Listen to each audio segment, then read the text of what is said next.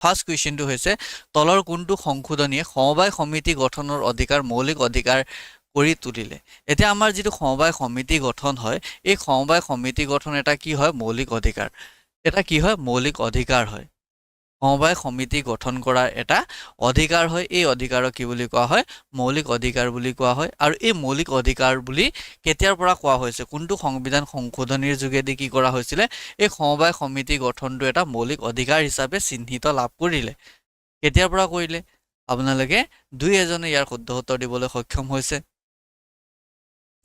কাৰণ আসাম পুলিচৰ পৰীক্ষাটোৱে তেনেকুৱা ধৰণৰ হয় অসমৰ ওপৰত বেছি ভিত্তি কৰে আমি ইতিমধ্যে আগতেও কৈ আহিছিলোঁ যে অসম পুলিচৰ যিখিনি পৰীক্ষা হয় সেইবিলাকত অসমৰ ওপৰত বহুত বেছি গুৰুত্ব দিয়া হয় বাকি এডিআৰই পৰীক্ষা হওক বা অন্যান্য পৰীক্ষাবিলাকত কি হয় পলিটিৰ ওপৰত কুৱেশ্যন বহুত বেছি অহা আমি দেখিবলৈ পাওঁ আছে ইয়াৰ শুদ্ধ উত্তৰটো কি হ'ব 97 নম্বৰ সংবিধান সংশোধনী এই 97 নম্বৰ সংবিধান সংশোধনীৰ যোগেদি 19 নম্বৰ যেটো আৰ্টিকল ভাৰতবৰ্ষৰ সংবিধানৰ 19 নম্বৰ আৰ্টিকল 1ৰ যেটো সি হয় এটো কি কৰা হৈছিল সংশোধন কৰা হৈছিল আৰু এই সংশোধনৰ যোগেদিয়ে কি কৰা হৈছিল আমাৰ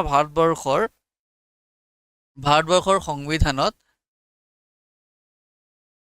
ভাৰতবৰ্ষৰ সংবিধানত কি কৰা হৈছে ভাৰতবৰ্ষৰ সংবিধানত ইনক্লুড কৰা হৈছে এইটো আমি মনত ৰাখিব লাগিব 97 নম্বৰ সংবিধান সংশোধনী বহুত বেছি গুৰুত্বপূৰ্ণ হয় ঠিক আছে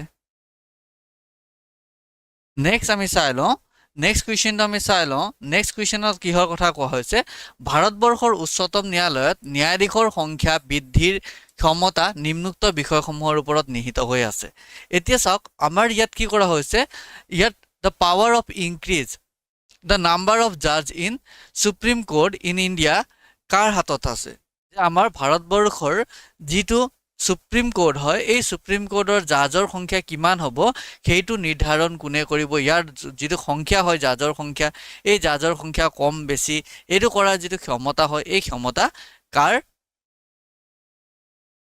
অকল এটা কুৱেশ্যন আহিছে পলিটি হেতু আমি আলোচনা কৰা আছিল অসমৰ প্ৰথম মহিলা মুখ্যমন্ত্ৰী কোন আছিল হেতু কুৱেশ্যন আহিছিল নাই ঠিক আছে ইয়াৰ শুদ্ধ উত্তৰটো কি হ'ব ভাৰতবৰ্ষৰ পাৰ্লিয়ামেন্ট ভাৰতবৰ্ষৰ যেটো পাৰ্লিয়ামেন্ট হয় সংসদ হয় এই সংসদে এই কাম কৰিব পাৰিব কোনে কৰিব পাৰিব ভাৰতবৰ্ষৰ সংসদে কৰিব পাৰিব যেটো আপোনালোকে সকলোৱে শুদ্ধ উত্তৰ দিবলৈ সক্ষম হৈছে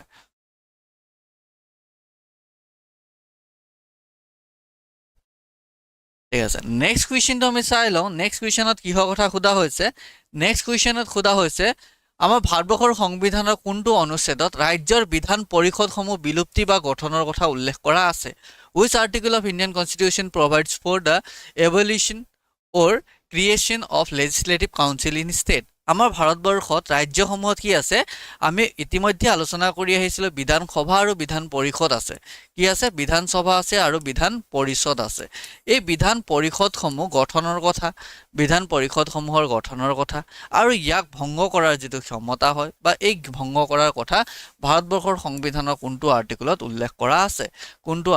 উল্লেখ কৰা আছে বহুত বেছি গুৰুত্বপূৰ্ণ প্ৰশ্ন হয় ইয়াৰ শুদ্ধ উত্তৰটো কিমান হ'ব 169 আৰ্টিকল যিসকলে দিছে তেওঁলোকৰ এনসাৰ শুদ্ধ হৈছে আৰু আপোনালোকে এটা কাম কৰিব বহুতে সুধি আছে যে কাট অফ কিমান যাব কি হ'ব আপোনালোকে কিমান নাম্বাৰ পাইছে আপোনালোকে এবাৰ কমেন্ট কৰি জনাই দিব কাৰ নাম্বাৰ কিমান আহিছে আপোনালোকে এবাৰ জনাই দিব আৰু আপোনালোকে নিজেই গম পাই যাব যে কাট অফ কিমান যাব পাৰে আপোনালোকে যিমানখিনি নাম্বাৰ পাইছে সেইখিনি এবাৰ কমেন্ট কৰি জনাই দিলে হৈ গ'ল ঠিক আছে পৰীক্ষা এই ক্লাছৰ শেষত আপোনালোকে সকলোৱে জনাই দিব এবাৰ ঠিক আছে সকলোৱে জনাই দিব কাৰ কিমান নাম্বাৰ হৈ আছে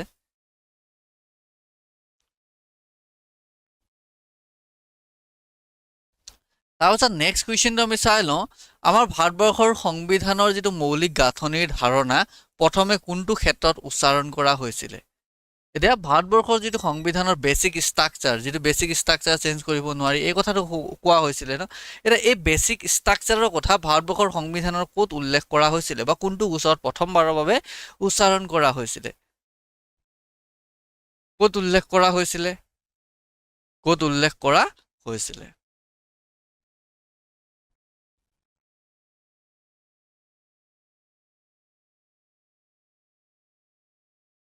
ইয়াৰ শুদ্ধ উত্তৰটো কোনটো হ'ব?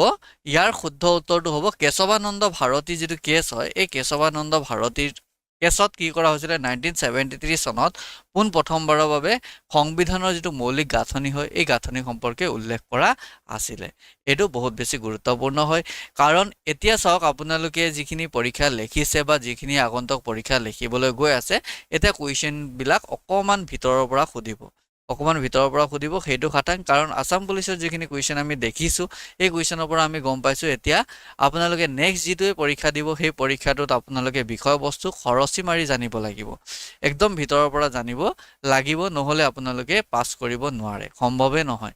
কাৰণ এতিয়া পৰীক্ষাৰ যিটো পেটাৰ্ণ হয় এই পেটাৰ্ণটো একেবাৰে চেঞ্জ হ'ব। যোৱাবাৰে APSC পেটাৰ্ণত চেঞ্জ হ'ব বুলি ভাবি কোৱা হৈছিলে, কিন্তু এতিয়া নেক্সট ADRE পৰীক্ষাটোত পুৰা কুৱেশ্যন পেটাৰ্ণ চেঞ্জ হোৱা আপোনালোকে দেখিবলৈ পাব। সেইটো খাটাং, এইটো চিয়'ৰ হৈ আছে যে এতিয়া পৰীক্ষাৰ পেটাৰ্ণ যিটো হয় এই পেটাৰ্ণটো একেবাৰে চেঞ্জ হৈ যাব। সেইকাৰণে আপোনালোকে এতিয়া পঢ়োঁতে অকণমান ভালদৰে খৰচি মাৰি পঢ়িব লাগিব। ষ্টেটমেণ্ট বেছ কুৱেশ্যন আপোনালোকে ধুনীয়াকৈ পঢ়া শুনা কৰিব লাগিব। আৰু আমি পেইড কোৰ্চত যিসকল আছে তেওঁলোককতো আমি এতিয়া কনচেপ্ট প্লাছ ষ্টেটমেণ্ট বেছ কুৱেশ্যনৰ ওপৰতে গুৰুত্ব আৰোপ কৰি আমি এনেকৈ পঢ়াই লৈ যাম। ঠিক আছে, নেক্সট আমি চাই লওঁ নেক্সট কুৱেশ্যনটো কিহৰ কথা সুধিছে। এটা চাওক, এই কুৱেশ্যনটো ভাৰতবৰ্ষৰ সংবিধানৰ কোনটো সূচীত দলত্যাগ বিৰোধী আইন যিটো এণ্টি ডিফেকশ্যন ল' আছিলে, এই এণ্টি ডিফেকশ্যন ল'ৰ কথা উল্লেখ কৰা হৈছে। এতিয়া ক'ত আমি পাইছিলোঁ যে আমাৰ ভাৰতবৰ্ষৰ সংবিধানত কিহৰ কথা কোৱা হৈছে? এণ্টি ডিফেকশ্যন ল'ৰ কথা কোৱা হৈছে। এতিয়া এই এণ্টি ডিফেকশ্যন ল'ৰ কথা কোনটো আৰ্টিকুলত কোৱা হৈছে? যিটো আমাৰ কি কৰা হৈছিলে 1985 চনত 1985 চনত এণ্টি ডিফেকশ্যন ল' আহিছিলে। 52nd কনষ্টিটিউশ্যন এমেণ্ডমেণ্ট আছিলে, 52nd কনষ্টিটিউশ্যন এমেণ্ডমেণ্ট এক্ট আছিলে। আৰু ভাৰতবৰ্ষৰ প্ৰধানমন্ত্ৰী কোন আছিলে? ৰাজীৱ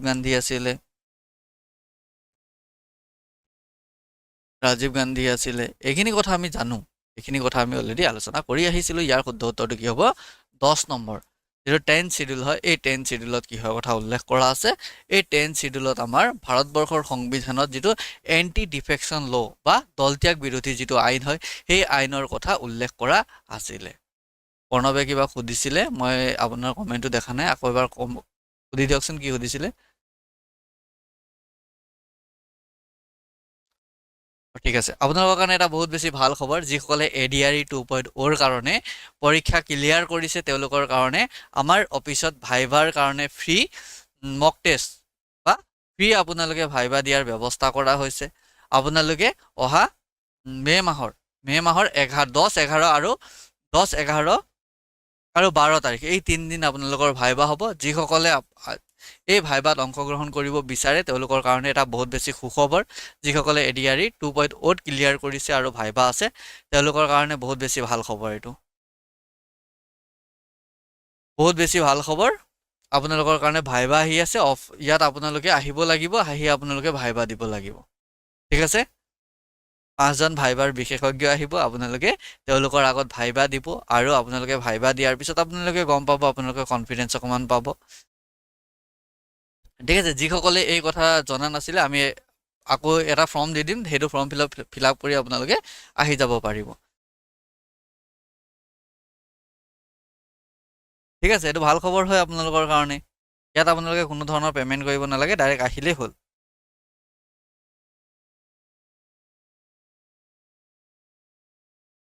বুজি পাইছে ভাইভাৰ কাৰণে? আমাৰ এড্ৰেছটো আপোনালোকে সকলোৱে জানেই, ক'ত আছে? ঢকুৱাখানাত আছে, লখিমপুৰ জিলাৰ ঢকুৱাখানাত। এতিয়া চাওক, ভাৰতবৰ্ষৰ ৰাষ্ট্ৰপতিয়ে কোনটো অনুচ্ছেদৰ অধীনত অধ্যাদেশ জাৰি কৰিব পাৰে? অৰ্ডিনেঞ্চ জাৰি কৰিব পাৰে ৰাষ্ট্ৰপতিয়ে। এতিয়া এই অৰ্ডিনেঞ্চ জাৰি কৰিব পৰা যিটো ক্ষমতা ৰাষ্ট্ৰপতিৰ, এই অৰ্ডিনেঞ্চ জাৰি কৰিব পৰা ক্ষমতাটো কোনটো আৰ্টিকুলে ভাৰতবৰ্ষৰ ৰাষ্ট্ৰপতিক প্ৰদান কৰিছে? কোনটো আৰ্টিকুলে প্ৰদান কৰিছে? এইটো এটা বহুত বেছি গুৰুত্বপূৰ্ণ হয়। কোনে কৰিছে?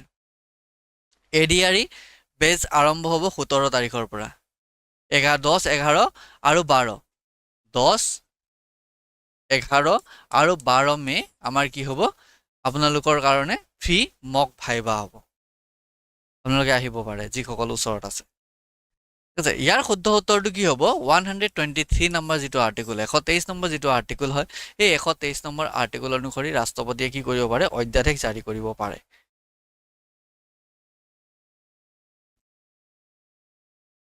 এটা নেক্সট কুৱেশ্যনৰ ফালে আমি আগবাঢ়ি যাওঁ এতিয়া চাওক তলৰ কোনটো ন্যায়িক ব্যাখ্যা অনুসৰি সংবিধানৰ মৌলিক গাঁথনিৰ অংশ নহয় কোনটো সংবিধানৰ মৌলিক গাঁথনিৰ অন্তৰ্ভুক্ত নহয় এতিয়া আমি সংবিধানৰ বেসিক ষ্ট্ৰাকচাৰৰ কথা আমি পালো এতিয়া কোনটো বেসিক ষ্ট্ৰাকচাৰৰ কি নহয় অংশ নহয় বুলি কৈছে কোনটো অংশ নহয় এতিয়া নহয়তো আমি বাছনি কৰি উলিয়াব লাগিব এটা চাওক ন্যায়িক পৰ্যালোচনা বা জুডিশিয়েল ৰিভিউ যেটো হয় এই জুডিশিয়েল ৰিভিউটো কি হয় আমাৰ সংবিধানৰ বেসিক ষ্ট্ৰাকচাৰ হয় ফেডাৰেলিজমটো আমি সংবিধানৰ বেসিক ষ্ট্ৰাকচাৰ বুলি আমি জানো ইয়াৰ ভাৰতবৰ্ষৰ পাৰ্লিয়ামেন্টাৰী সংসদীয় ব্যৱস্থা আমাৰ ভাৰতবৰ্ষৰ এইখিনি কি হয় আমাৰ সংবিধানৰ বেসিক ষ্ট্ৰাকচাৰ হয় কিন্তু আমাৰ ৰাইট টু প্ৰপাৰ্টি এই ৰাইট টু প্ৰপাৰ্টি আমাৰ কি নহয় সম্পত্তিৰ অধিকাৰ এটা লিগেল ৰাইটছ হয় এই সংবিধানৰ বেসিক ষ্ট্ৰাকচাৰ নহয় ঠিক আছে এটো মনত থাকি যাব তাৰপিছত আমি নেক্সট কুৱেশ্যনৰ ফালে আগবাঢ়ি যাওঁ এখন ৰাজ্য এখনত ৰাষ্ট্ৰপতিৰ শাসন জাপি দিয়াৰ ক্ষমতা নিম্নোক্ত যিবিলাক অধীনত প্ৰদান কৰা হৈছে বা নিম্নোক্ত আৰ্টিকলসমূহৰ ভিতৰত কোনটো আৰ্টিকলত প্ৰদান কৰা হৈছে যে ৰাষ্ট্ৰপতিয়ে কি কৰিব পাৰিব ৰাষ্ট্ৰপতিয়ে কোনো এখন ৰাজ্যত ৰাষ্ট্ৰপতিৰ শাসন জাপি দিব পাৰিব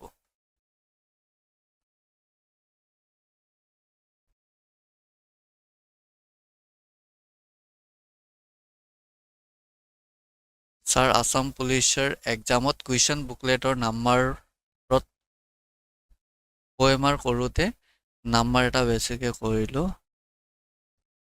এনচাৰ সেইটো কেনচেল হ'ব নালাগে চাওক আপুনি যদি কুৱেশ্যন বুকলেট নাম্বাৰটো ইমান বহুত বেছি গুৰুত্বপূৰ্ণ নহয় আমি যদিও চাওঁ যদি মানে ভালকৈ কৰি দিছে যদিও একো প্ৰব্লেম নাই যদি এনেকুৱা ধৰণৰ মিষ্টেক হৈছে তেতিয়াহ'লে আপোনালোকৰ বহুত বেছি প্ৰব্লেম হ'ব নালাগে যদি আপোনালোকে ৰোল নাম্বাৰটো শুদ্ধ লিখিছে আৰু কুৱেশ্যন বুকলেট যিটো নাম্বাৰ হয় কুৱেশ্যন বুকলেট নাম্বাৰ নহয় কুৱেশ্যন বুকলেট সিৰিজ যেটো AB সিৰিজ বা এনেকুৱা ধৰণৰ যিবিলাক থাকে নহয় AB CD এনেকুৱা ধৰণৰ যদি যিবিলাক বুকলেট নাম্বাৰ হয় এই বুকলেট সিৰিজ যিবিলাক হয় এই সিৰিজবিলাক যদি আপোনালোকে শুদ্ধভাৱে ফিল আপ কৰিছে তেতিয়াহ'লে বুকলেট নাম্বাৰটো ইমান বেছি প্ৰভাৱ নেপেলায় বহুত বেছি টেনচন কৰিব নালাগে প্ৰণৱ বুজি পাইছে যদি আপোনালোকে ABCD টো ভালকে গোল কৰিছে তেতিয়াহ'লে আপোনালোকৰ একো প্ৰব্লেম নাই যদি নাম্বাৰ আপোনালোকে বুকলেট নাম্বাৰটো যদি টিক মাৰ্ক মাৰিবৰ কাৰণে বা কিবা কিবি কাৰণত থাকি গলেও যদি আপোনালোকে বুকলেট নাম্বাৰটো মাৰিছে বুকলেট সিৰিজটো মাৰিছে তেতিয়াহ'লে প্ৰব্লেম নাই যদি সিৰিজটো আপোনালোকে মৰা নাই তেতিয়াহ'লে সমস্যা হ'ব কাৰণ আপোনালোকৰ কুৱেশ্যন পেপাৰটো কেনেকৈ চেক কৰিব সেইটো বহুত ডাঙৰ এটা সমস্যা হ'ব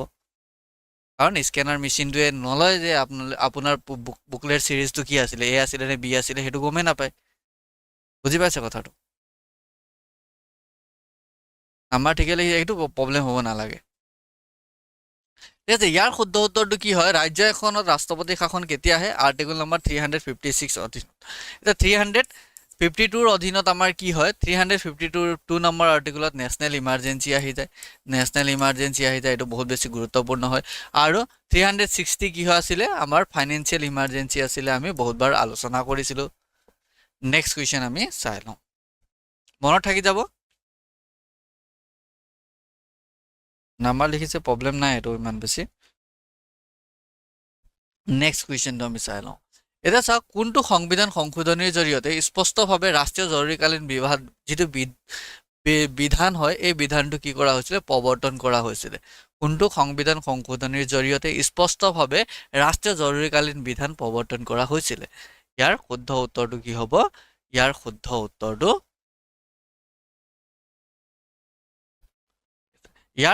উত্তৰটো কি হ'ব 42nd কনষ্টিটিউশ্যন এমেণ্ডমেণ্ট এক্ট হ'ব 42nd কনষ্টিটিউশ্যন এমেণ্ডমেণ্ট যিটো 42তম সংবিধান সংশোধনী হয় এই 42তম সংবিধান সংশোধনীত কৰা হৈছিলে গোবিন্দ ঠিক আছে মই চাই ল'ম নেক্সট কুৱেশ্যনটো আমি চাই লওঁ ভাৰতবৰ্ষৰ ৰাষ্ট্ৰপতিৰ বিৰুদ্ধে অভিযোগনামা দাখিল প্ৰক্ৰিয়া কোনে আৰম্ভ কৰিব পাৰে আমাৰ ভাৰতবৰ্ষৰ ৰাষ্ট্ৰপতিৰ বিৰুদ্ধে আমি কি কৰিব পাৰো ইম্পিচমেন্ট কি কৰিব পাৰো আনিব পাৰো এটা এই ইম্পিচমেন্টটো ৰাষ্ট্ৰপতিৰ বিৰুদ্ধে ইম্পিচমেন্ট কোনে আনিব পাৰে সেইটো কথা উল্লেখ কৰা হৈছে ভাৰতবৰ্ষৰ সুপ্ৰিম কোৰ্টে ইম্পিচমেন্ট আনে জানো নিশ্চয় নানে তাৰপিছত কোৱা হৈছে ভাৰতবৰ্ষৰ আইদাৰ হাউচ অফ পাৰ্লিয়ামেন্টৰ হাউচ যিকোনো এটা হাউচত কৈছে অৰ্থাৎ পাৰ্লিয়ামেন্টৰ হাউচ বুলি ক'লে আমি কি কওঁ লোকসভা আৰু কি কওঁ ৰাজ্যসভা লোকসভা ৰাজ্যসভা আৰু আমাৰ ভাৰতবৰ্ষৰ প্ৰেচিডেণ্ট এই তিনিটা লগ লাগি কি হৈছে আমাৰ ভাৰতবৰ্ষৰ পাৰ্লিয়ামেন্ট অৰ্থাৎ সংসদ গঠন হৈছে এইটো বহুত বেছি গুৰুত্বপূৰ্ণ হয় আৰু কাউন্সিল অফ মিনিষ্টাৰটো হ'বই নোৱাৰে আৰু কি নহয় ভাৰতবৰ্ষৰ মুখ্য ন্যায়াধীশ নহয়। ইয়াৰ শুদ্ধ উত্তৰটো অপশ্যন বি, যিসকলে দিছে তেওঁলোকৰ এনচাৰ শুদ্ধ হৈছে। যদি ভাইচ প্ৰেছিডেণ্ট হয় তেতিয়াহ'লে আমাৰ কেৱল ৰাজ্যসভাতে কি কৰিব পাৰি, ৰাজ্যসভাতে ভাইচ প্ৰেছিডেণ্টৰ বিৰুদ্ধে ইম্পিচমেণ্ট মহা অভিযোগ আনিব পাৰি। সেইটো এটা গুৰুত্বপূৰ্ণ কথা হয়, আমি মনত ৰাখিব লাগিব, বহুত বেছি গুৰুত্বপূৰ্ণ হয়। এইটো আমি মনত ৰাখি থোৱাটো বহুত বেছি ভাল হ'ব। নেক্সট কুৱেশ্যনটো আমি চাই লওঁ। চাওক, ভাৰতবৰ্ষত পঞ্চায়তী ৰাজ ব্যৱস্থা, এতিয়া পঞ্চায়তৰ কথা আহি আছে, পঞ্চায়তী ৰাজ চিষ্টেম। ইয়াত কি কৰা হৈছে, এই পঞ্চায়তী ৰাজ ব্যৱস্থাটো কোনটো সাংবিধানিক সংশোধনীৰ দ্বাৰা আনুষ্ঠানিকতা প্ৰদান কৰা হ'ল বা সংবিধানত অন্তৰ্ভুক্ত কৰা হ'ল। আমাৰ ভাৰতবৰ্ষৰ সংবিধানৰ যিটো 40 আৰ্টিকল হয়, ইয়াতে কিহৰ কথা উল্লেখ কৰা আছে, অৰ্গেনাইজেশ্যন অফ ভিলেজ পঞ্চায়ত, অৰ্থাৎ গ্ৰাম্য পঞ্চায়ত গঠনৰ কথা উল্লেখ কৰা আছিলে। আৰু ভাৰতবৰ্ষৰ সংবিধানৰ যদি আমি 243 আৰ্টিকলৰ পৰা 243 লৈকে আমি যদি চাওঁ, ইয়াত আমাৰ পঞ্চায়ত গঠনৰ কথা, পঞ্চায়তৰ কাৰ্যাৱলীৰ কথা, পঞ্চায়তৰ ক্ষমতাৰ কথা, পঞ্চায়তৰ ফাণ্ডৰ কথা, পঞ্চায়তৰ কোনকেইটা বিষয়ৰ ওপৰত অধিকাৰ ক্ষেত্ৰ আছে, এই গোটেইখিনি কথা আমাৰ ক'ত উল্লেখ কৰা আছে, এই গোটেইখিনি কথা ক'ত উল্লেখ কৰা আছে, এই গোটেইখিনি কথা 243 আৰ্টিকলৰ পৰা 243 লৈকে উল্লেখ কৰা আছে। আৰু 40 নম্বৰ আৰ্টিকলত অৰ্গেনাইজেশ্যন অফ ভিলেজ পঞ্চায়তৰ কথা উল্লেখ কৰা আছে। আৰু যিটো 73 নম্বৰ কনষ্টিটিউশ্যন এমেণ্ডমেণ্ট এক্টৰ যোগেদি সাংবিধানিকভাৱে স্বীকৃতি প্ৰদান কৰা হৈছে। এইটো বহুত বেছি গুৰুত্বপূৰ্ণ হয়, এইটো আমি মনত ৰাখিব লাগিব, যিটো আমাৰ ভাৰতবৰ্ষৰ সংবিধানৰ 11 নম্বৰ চিডিউলত উল্লেখ কৰা আছে। ক'ত আছে, 11 নম্বৰ চিডিউলত উল্লেখ কৰা আছে। এইটো বহুত বেছি গুৰুত্বপূৰ্ণ হয়, 11 নম্বৰ চিডিউলটো আমি মনত ৰাখিব লাগিব। তাৰপিছত নেক্সট কুৱেশ্যনটো আমি চাই লওঁ, ভাৰতবৰ্ষৰ কোনটো অনুচ্ছেদে, সংবিধানৰ কোনটো অনুচ্ছেদে ভাৰতবৰ্ষৰ যিটো সম্বন্ধিত পুঁজিৰ দৰমহা আদায় কৰি উচ্চ ন্যায়ালয়ৰ ন্যায়াধীশসকলক স্বাধীনতা প্ৰদান কৰিছে, ন্যায়াধীশসকলৰ স্বাধীনতা প্ৰদান কৰিছে। কনচলিডেটেড যিটো ফাণ্ড থাকে ভাৰতবৰ্ষৰ, সেইটোৰ কথা উল্লেখ কৰা হৈছে। ইয়াৰ আৰ্টিকল নম্বৰ কোনটো হ'ব, কোনটো আৰ্টিকলত উল্লেখ কৰা আছে? ইয়াৰ শুদ্ধ উত্তৰটো কি হ'ব, 125 নম্বৰ আৰ্টিকলত এই কথা উল্লেখ কৰা আছে। কিমানত, 125 নম্বৰ আৰ্টিকলত। ঠিক আছে, বহুত বেছি গুৰুত্বপূৰ্ণ হয়। নেক্সট আমি চাই লওঁ।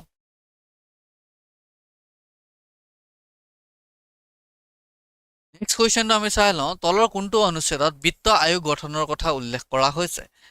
The Finance Commission is constituted under which article? কোনটো আৰ্টিকলৰ আণ্ডাৰত কি কৰা হৈছে, ফাইনেন্স কমিশ্যন বিত্ত আয়োগ গঠনৰ কথা উল্লেখ কৰা আছে? বিত্ত আয়োগ গঠনৰ কথা কোনটো আৰ্টিকলত উল্লেখ কৰা আছে? এইটো এটা বহুত বেছি গুৰুত্বপূৰ্ণ হয়। ইয়াৰ শুদ্ধ উত্তৰটো কি হ'ব, বিত্ত আয়োগ ক'ত গঠন কৰা হৈছিলে, 280 নম্বৰ, 280 নম্বৰ যিটো আৰ্টিকল হয়, সেই আৰ্টিকলতে বিত্ত আয়োগ গঠন সম্পৰ্কে উল্লেখ কৰা আছে। মনত থাকি যাব এইটো। নেক্সট আমি চাই লওঁ।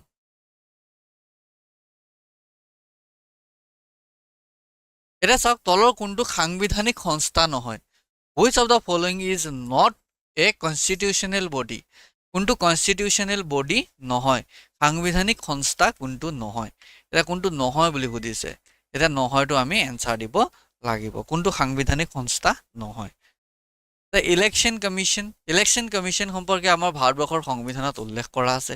ফাইনেন্স কমিশ্যন আমি গম পালোঁ, UPSC আমি গম পালোঁ, যিটো আমাৰ 315 আৰ্টিকল আমি পাই আহিছোঁ যে কিহৰ কথা কোৱা হৈছে, এইটো আমাৰ সংবিধানত আছে। ফাইনেন্স কমিশ্যন অলৰেডি আমি 280 পালোঁ। ইয়াৰ শুদ্ধ উত্তৰটো কি হ'ব, নীতি আয়োগ। নীতি আয়োগ কি হয়, নীতি আয়োগ এটা কনষ্টিটিউশ্যনেল বডি নহয়, সাংবিধানিক সংস্থা নহয়। নীতি আয়োগ কি হ'ব, এটা সাংবিধানিক সংস্থা নহয়। যিসকলে অপশ্যন বি দিছে, বি দিয়া সকলৰ এনচাৰ শুদ্ধ হৈছে। এতিয়া নীতি আয়োগৰ চেয়াৰমেনজনৰ নাম কি হয়? নীতি আয়োগৰ চেয়াৰমেনজনৰ নাম কি হয়? কোন হ'ব নীতি আয়োগৰ চেয়াৰমেন? কোন হয়? নীতি আয়োগৰ চেয়াৰমেনজন সদায় ভাৰতবৰ্ষৰ প্ৰধানমন্ত্ৰী, যিজন কি হ'ব, ভাৰতবৰ্ষৰ PM হ'ব। এই PM জনে কি কৰিব, ইয়াৰ চেয়াৰমেন হ'ব। ঠিক আছে, এতিয়া কাক ৰিপ্লেচ কৰি নীতি আয়োগ আহিছে? ভাৰতবৰ্ষত কি আছিলে নীতি আয়োগৰ আগতে? প্লেনিং কমিশ্যন আছিলে, প্লেনিং কমিশ্যন আছিলে। এই প্লেনিং কমিশ্যনৰ জেগাত কি আহিলে, নীতি আয়োগ আহিলে। এতিয়া হৰ হৰ মোদী, কি হয়, মোদী হয় আমাৰ নীতি আয়োগৰ চেয়াৰমেন। এটা আমাৰ মনত থাকি যাব।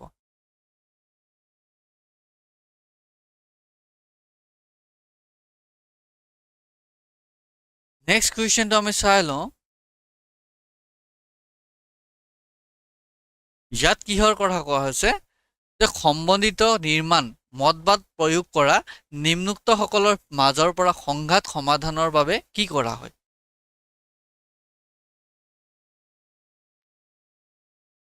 কি এপ্লাই কৰা হয়? ইয়াৰ শুদ্ধ উত্তৰটো কি হ'ব? আগতে প্লেনিং কমিশ্যন আছিলে, হৰ হৰ মোদী ঘৰ ঘৰ মোদী। ইয়াৰ এতিয়া নৰেন্দ্ৰ মোদী ডাঙৰীয়াৰ যিটো এইজ 75 হৈ যাব, এতিয়া ভাৰতবৰ্ষৰ প্ৰধানমন্ত্ৰী সুসম্ভৱ নৰেন্দ্ৰ মোদী ডাঙৰীয়াই ত্যাগ কৰিব চাগে।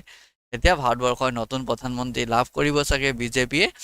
বিজেপিৰ যিটো সংবিধান থাকে, সেই বিজেপিৰ সংবিধান সংশোধন কৰি এই কথা উল্লেখ কৰা আছিলে আগতে যে বিজেপিৰ যিকোনো এজন ব্যক্তি যদি প্ৰধানমন্ত্ৰী হয়, তেখেতৰ এইজ 75 হোৱালৈকেহে তেওঁ ভাৰতবৰ্ষৰ প্ৰধানমন্ত্ৰী হ'ব পাৰিব।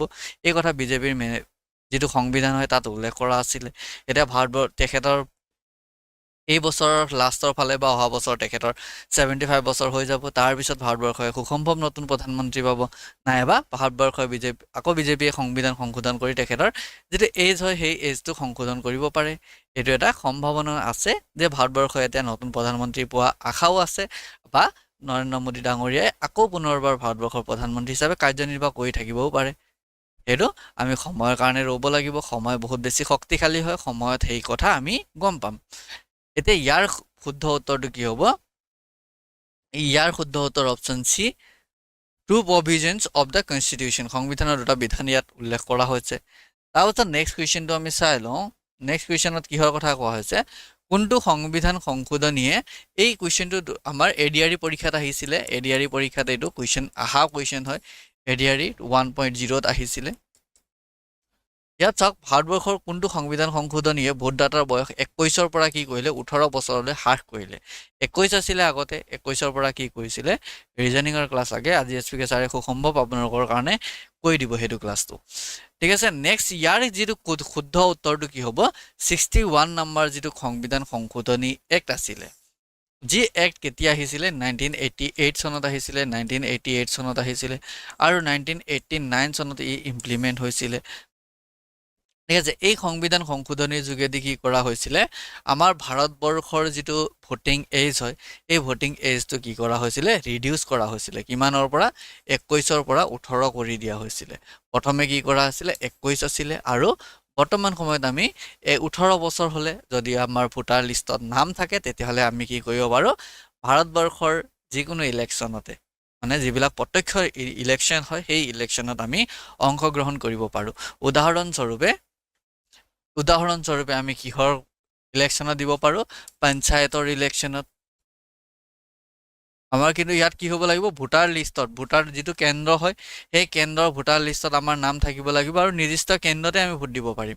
ঠিক আছে, তাৰপিছত পঞ্চায়তৰ দিব পাৰোঁ। তাৰপাছত আমি কি কৰিব পাৰোঁ? ষ্টেট লেজিসলেচাৰ, বিধানসভাত আমি দিব পাৰোঁ। তাৰপাছত কিহত দিব পাৰোঁ? MP লোকসভাত দিব পাৰোঁ। এইবিলাক কি হয়? আমি ভোট দিব পাৰোঁ। লগতে আমি কি পাৰোঁ? মিউনিচিপালিটিবিলাকতো দিব পাৰোঁ আমি। ঠিক আছে, যাৰ ঘৰ টাউনত আছে তেওঁলোকে পঞ্চায়তত নিদিয়ে, তেওঁলোকে ক'ত দিব? মিউনিচিপালিটিত দিব। এইখিনি আমি সকলোৱে জানো, অলৰেডি আমি এইখিনি কথা আলোচনা কৰি আহিছোঁ, বহুত দিন হৈ গ'ল। মনত আছে চাগে আপোনালোকৰ নিশ্চয়।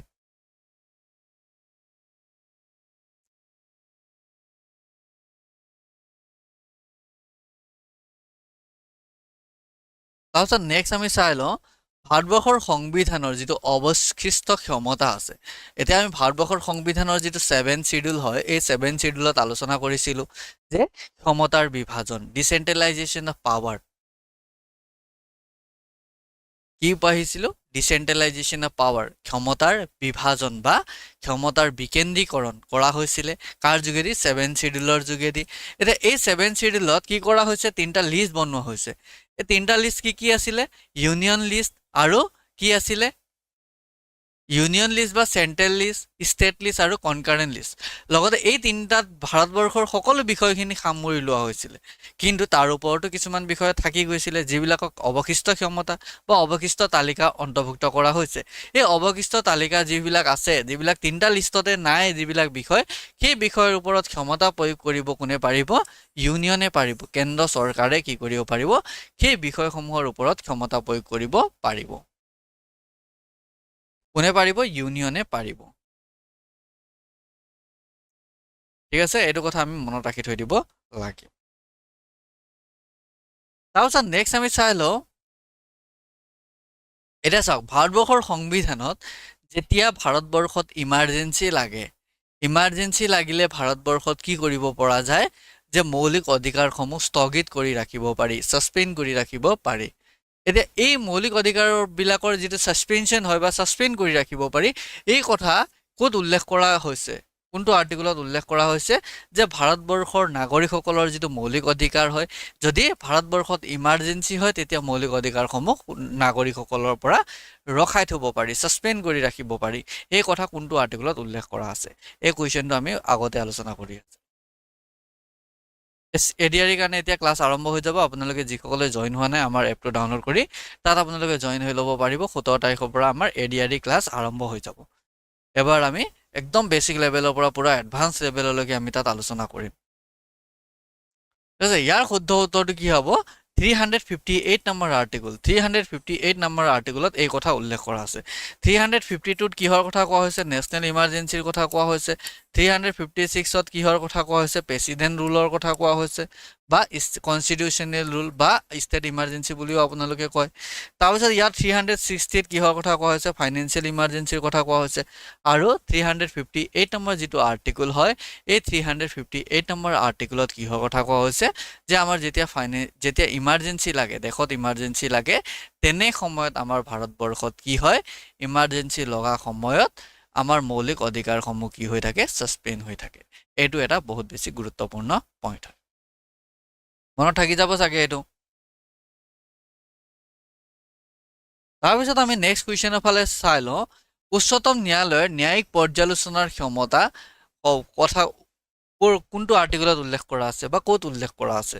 যে ন্যায়িক যিটো জুডিচিয়েল ৰিভিউ, ক'ৰ পৰা আমি পাইছোঁ বা ক'ত উল্লেখ কৰা আছে? এতিয়া জুডিচিয়েল ৰিভিউৰ কথা আমাৰ আৰ্টিকল নম্বৰ 13ত উল্লেখ কৰা আছে, 32তো আছে, আৰু 136তো আছে। মানে ওপৰৰ সকলোবিলাকতে জুডিচিয়েল ৰিভিউৰ কথা আমি বা জুডিচিয়েল ৰিভিউ বা ন্যায়িক সমীক্ষা বা ন্যায়িক পৰ্যালোচনাৰ কথা উল্লেখ কৰা আছে। এইটো আমি মনত ৰাখিব লাগিব। ঠিক আছে, এইটো আমি বহুত বেছি গুৰুত্বপূৰ্ণ হয়। নেক্সট আমি চাই লওঁ।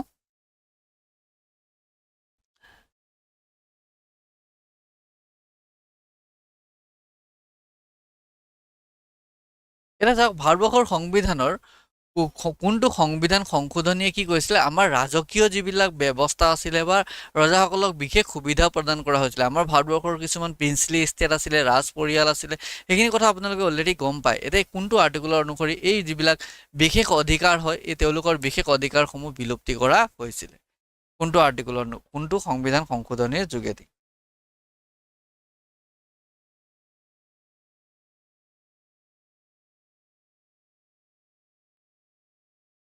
কোনটো আৰ্টিকলৰ কোনটো সংবিধান সংশোধনীৰ যোগেদি কৰা হৈছিলে? কোনটো সংবিধান সংশোধনীৰ যোগেদি কৰা হৈছিলে? যিটো পিছলৈ গৈ বহুত ডাঙৰ ইছ্যু এটা হৈছিলে বা ভাৰতবৰ্ষৰ ইমাৰ্জেঞ্চি এটা ঘোষণা কৰিব লগাৰ কাৰণসমূহৰ ভিতৰত এটা অন্যতম কাৰক হিচাপেও ই চিহ্নিত হৈছিলে। ইয়াৰ শুদ্ধ উত্তৰটো কি হ'ব? 26 নম্বৰ 1971ত হৈছিলে। 1971ত আছিলে। এতিয়া চাওক, ভাৰতবৰ্ষত 1969 চনত বেংক কি কৰা হৈছিলে? নেশ্যনেলাইজেশ্যন কৰা হৈছিলে বা নেশ্যনেলাইজ কৰা হৈছিলে। আমাৰ 14খন বেংক, সেইখিনি কথা আমি আলোচনা কৰি আহিছিলোঁ। এই বিভিন্ন কাৰকবিলাকে ইন্দিৰা গান্ধী চৰকাৰৰ ওপৰত বহুত বেছি কি কৰিছিলে? প্ৰভাৱ পৰিছিলে। এটা যিটো শ্ৰেণী হয়, এটা সমাজৰ এটা শ্ৰেণীয়ে কি কৰিছিলে? ইন্দিৰা গান্ধীৰ যিটো চৰকাৰ হয়, এই চৰকাৰৰ একদম বিপক্ষে হৈ গৈছিলে আৰু ইন্দিৰা গান্ধীয়ে চৰকাৰ চলাব নোৱাৰা অৱস্থা হৈ গৈছিলে। সেইকাৰণে 1975 চনত কি কৰিব লগা হৈছিলে? 1975 চনত কি কৰিব লগা হৈছিলে? ইমাৰ্জেঞ্চি, নেশ্যনেল ইমাৰ্জেঞ্চি ঘোষণা কৰিব লগা হৈছিলে। সেইখিনি কথা আমি অলৰেডি আলোচনা কৰি আহিছোঁ। বহুত আগৰ পৰা আমি সেইখিনি কথা আলোচনা কৰি আহিছোঁ। নিশ্চয় আপোনালোকৰ কথা এইবিলাক কথা মনত আছে চাগে। ঠিক আছে নেক্সট কুৱেশ্যন আমি চাই লওঁ general of India attorney general মানে কোন আছিলে ভাৰতবৰ্ষৰ হায়েষ্ট ল' অফিচাৰ আছিলে কোন আছিলে হায়েষ্ট ল' অফিচাৰ আছিলে তেওঁ ভাৰতবৰ্ষৰ যিমানখিনি চৰকাৰৰ বিৰুদ্ধে যদি কিছুমান গোচৰ আহে যিবিলাক গোচৰত কি কৰে তেওঁ চৰকাৰৰ পক্ষ হৈ যুঁজে যেনে অসমত কি আছে এডভকেট জেনেৰেল আছে আৰু ভাৰতবৰ্ষত এটৰ্নি জেনেৰেল আছে সেইখিনি কথা আমি মনত ৰাখি থৈ দিছোঁ বা আমাৰ মনত আছে এতিয়া has the right to audience in তেওঁ ভাৰতবৰ্ষৰ কি হয় প্ৰত্যেকটো কোৰ্টতে যিবিলাক আমাৰ কোৰ্ট আছে অল কোৰ্টছ অফ ইণ্ডিয়া ভাৰতবৰ্ষৰ সকলো আদালতে তেওঁ থাকিব এইটো শুদ্ধ উত্তৰটো কি হ'ব অপশ্যন বি আপোনালোকে সকলোৱে ইয়াৰ এনচাৰ দিবলৈ সক্ষম হৈছে নেক্সট কুৱেশ্যনৰ ফালে আমি আগবাঢ়ি যাওঁ এতিয়া চাওক কোনটো অনুচ্ছেদত জাতি কিহৰ কথা কৈছে ধৰ্ম জাতি লিংগ জন্মস্থান আদিৰ ওপৰত ভিত্তি কৰি যিটো বৈষম্য হয় বা ৰাজহুৱা নিয়োগৰ যি বিষয়ত বৈষম্য হয় এই বৈষম্য নিষিদ্ধ কৰাৰ কথা উল্লেখ কৰিছে কিহৰ কথা কৈছে এই কুৱেশ্যনটো পঢ়াৰ লগে লগে আপোনালোকে ইয়ালৈকে পঢ়ি আপোনালোকে এনচাৰ 15 দিছে মই গম পাইছোঁ 15 আপোনালোকে দিছে কিন্তু ইয়াত কিহৰ কথা কৈছে কুৱেশ্যনটোত সেইটো সোধা নাই ইয়াত কিহৰ কথা কৈছে যে ইয়াত সুধিছে জাতি লিংগ জন্মস্থান আদিৰ ভিত্তিত ৰাজহুৱা নিয়োগৰ বিষয়ত বৈষম্য ৰাজহুৱা নিয়োগ ক'ত আছিলে আৰ্টিকল নাম্বাৰ 16ত আছিলে যে সকলোকে equal opportunity in the matter of public employment এইটো কথা আমি পাইছিলোঁ 16 নম্বৰ আৰ্টিকলত ইয়াত কি কৰা হৈছে জাতি বৰ্ণ লিংগ ধৰ্ম জন্মস্থান আদিৰ ওপৰত ভিত্তি কৰি বৈষম্য নকৰা এইটো আছিলে 15 বৈষম্য নকৰাটো আছিলে 15 কিন্তু ইয়াত কি কৰা হৈছে ৰাজহুৱা নিয়োগৰ কথা কৈছে ৰাজহুৱা নিয়োগ হ'লে 16 হ'ব এইটো আমি পাব্লিক এমপ্লয়মেণ্টৰ কথা আমি ধুনীয়াকৈ আলোচনা কৰি আহিছোঁ মনত আছে আমাৰ এইটো মনত থাকি যাব আকৌ ঠিক আছে এইটো আমাৰ মনত থাকি যাব নেক্সট কুৱেশ্যনৰ ফালে আমি আগবাঢ়ি যাওঁ নেক্সট কুৱেশ্যনটো আপোনালোকে চাই লওক এবাৰ কিহৰ কথা কোৱা হৈছে এতিয়া চাওক ডক্ট্ৰিন অফ পিথ এণ্ড ছাবষ্টেন্স প্ৰয়োগ কৰা হয় কোনটোৰ ক্ষেত্ৰত ইয়াৰ শুদ্ধ উত্তৰটো কি হ'ব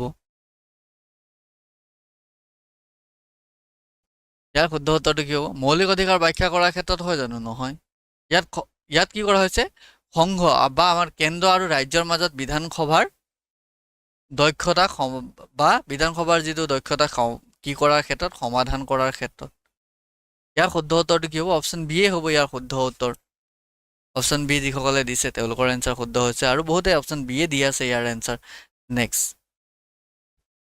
এতিয়া চাওক কোনটো সংশোধনীয়ে 21(1) অনুচ্ছেদৰ অধীনত শিক্ষাক মৌলিক অধিকাৰ কৰি তুলিলে এতিয়া আমাৰ ভাৰতবৰ্ষৰ যিটো সংবিধান হয় এই সংবিধানত শিক্ষাৰ অধিকাৰ এটা মৌলিক অধিকাৰ হিচাপে চিহ্নিত হৈছে বা শিক্ষাৰ অধিকাৰক মৌলিক অধিকাৰ হিচাপে কি কৰা হয় গণ্য কৰা হয় আৰু সেই কথা ক'ত উল্লেখ কৰা আছে আৰ্টিকল নম্বৰ 21(a) উল্লেখ কৰা আছে 21(a) কি কৰা হৈছে মৌলিক অধিকাৰৰ কথা উল্লেখ কৰা আছে এতিয়া এই মৌলিক অধিকাৰৰ কথা উল্লেখ কৰা আমাৰ ভাৰতবৰ্ষৰ সংবিধানত কিমান নম্বৰ সংশোধনীত কৰা হৈছিলে যেটো 86 নম্বৰ কনষ্টিটিউশ্যন এমেণ্ডমেণ্ট আছিলে কেতিয়া আছিলে 2002 চন আছিলে আমি পাই আহিছিলোঁ আৰু এই সংশোধনীতে 11 নম্বৰ মৌলিক কৰ্তব্যও এড কৰা হৈছিলে 11 নম্বৰ কি আছিলে মৌলিক কৰ্তব্যও আছিলে এইটো আমি মনত ৰাখিছোঁ নেক্সট আমি চাই লওঁ নেক্সট কুৱেশ্যনটো আমি চাই লওঁ এতিয়া ভাৰতবৰ্ষৰ উপৰাষ্ট্ৰপতিক অপসাৰণ কৰিব পাৰি কেনেকৈ অপসাৰণ কৰিব পাৰি ইয়াত ভাৰতবৰ্ষৰ উপৰাষ্ট্ৰপতিক ইম্পিচমেণ্ট বাই পাৰ্লিয়ামেণ্টৰ দ্বাৰা কি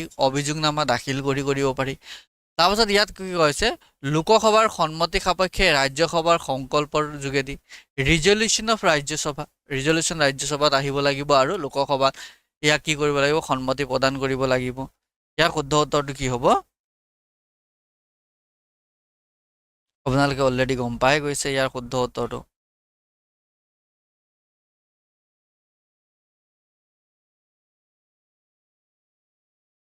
বিলখন ক'ত আহিব লাগিব ৰিজলিউশ্যনটো ৰাজ্যসভাত আহিব লাগিব আৰু ইয়াক কি কৰিব লাগিব সন্মতি প্ৰদান কোনে কৰিব লাগিব লোকসভাই সন্মতি প্ৰদান কৰিব লাগিব নেক্সট এটা সংসদৰ দুটা অধিৱেশনৰ মাজৰ সৰ্বোচ্চ ব্যৱধান কিমান হয় দুটা সংসদৰ দুটা ব্যৱধান কিমান হয় কিহৰ কাৰণে লাজ বেনু? বেনু শ্বৰ্টছে ইমান ধুনীয়াকৈ কমেণ্ট কৰি আছে। নিজৰ অকণমান মানসিকতাটো ভাল কৰি ল'লে বহুত বেছি ভাল হয়। ঠিক আছে, এনেকুৱা ধৰণৰ মানুহক আমাৰ সমাজত কি বুলি কোৱা হয়? মানসিকভাৱে বিকাৰগ্ৰস্ত বুলি কোৱা হয়। তেজপুৰত আমাৰ কি আছে? মানসিক চিকিৎসা কৰিব পৰা এটা ব্যৱস্থা আছে, মেডিকেল আছে। যদি আপোনালোকে গম পোৱা নাই, তেখেতক জনাই দিব যে তেজপুৰত এনেকুৱা ধৰণৰ মেডিকেল এটা আছে, তাত গৈ চিকিৎসা কৰিলে বহুত কম দিনৰ ভিতৰতে আৰোগ্য হ'ব। তাত আমাৰ দাদা এজনো ডক্তৰ আছে, যদি কিবা প্ৰয়োজন হয় মই হেল্প কৰি দিব পাৰিম। ঠিক আছে, সংসদৰ দুটা অধিৱেশনৰ মাজৰ যিটো সৰ্বোচ্চ ব্যৱধান হয়, এই ব্যৱধানটো কেনেকুৱা ধৰণৰ হয়? 6 মাহ হ'ব লাগিব। ঠিক আছে, কিমান হ'ব লাগিব? 6 মাহ হ'ব লাগিব। ঠিক আছে, নেক্সট আমি চাই লওঁ কোনটো অনুচ্ছেদত প্ৰশাসনিক ন্যায়াধিকৰণ স্থাপনৰ কথা উল্লেখ কৰা হৈছে? কোনটোত উল্লেখ কৰা আছে?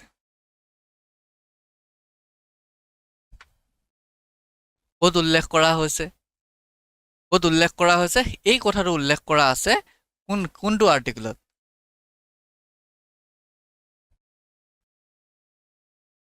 ক'ত উল্লেখ কৰা আছে? 123A উল্লেখ কৰা আছে। ক'ত উল্লেখ কৰা আছে? 123A উল্লেখ কৰা আছে।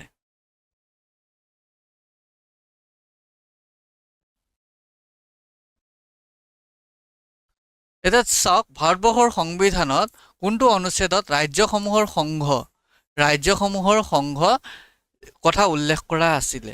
ঠিক আছে, আপোনালোকৰ 50 নম্বৰৰ কুৱেশ্যন আহিছিলে। মই কুৱেশ্যন পেপাৰটো চাইছোঁ। কুৱেশ্যন পেপাৰত 12টা কুৱেশ্যন এনেকুৱা ধৰণৰ আহিছিলে, জিকেৰ 12টা কুৱেশ্যন, যিবিলাক পঢ়োৱা নাছিলে। বাকী যিখিনি কুৱেশ্যন আছিলে, গোটেইখিনি কুৱেশ্যন আমাৰ পঢ়োৱা আছিলে। যদি আমি 50টা বা আপোনালোকক 100টা কুৱেশ্যন যদি 100টা কুৱেশ্যন আপোনালোকে কৈছে, তাৰে 12টা কুৱেশ্যন আপোনালোকৰ অহা নাই, স্বাভাৱিক কথা, নাহিব। কাৰণ সেইটো আমি কেতিয়াও কোৱা নাছিলোঁ যে আমাৰ 12টাৰ ভিতৰত, আমাৰ 100টাৰ ভিতৰত 100টা কুৱেশ্যন আহিব। সেইটো আমি কেতিয়াও কোৱা নাই। যদি আপোনালোকৰ কনচেপ্ট ক্লিয়াৰ আছে, তেতিয়াহ'লে 100টা পৰিব। কিন্তু আপোনালোকৰ কুৱেশ্যনবিলাক কমন কেনেকৈ পেলাব পাৰিব? সেইটো কোনেও নোৱাৰে।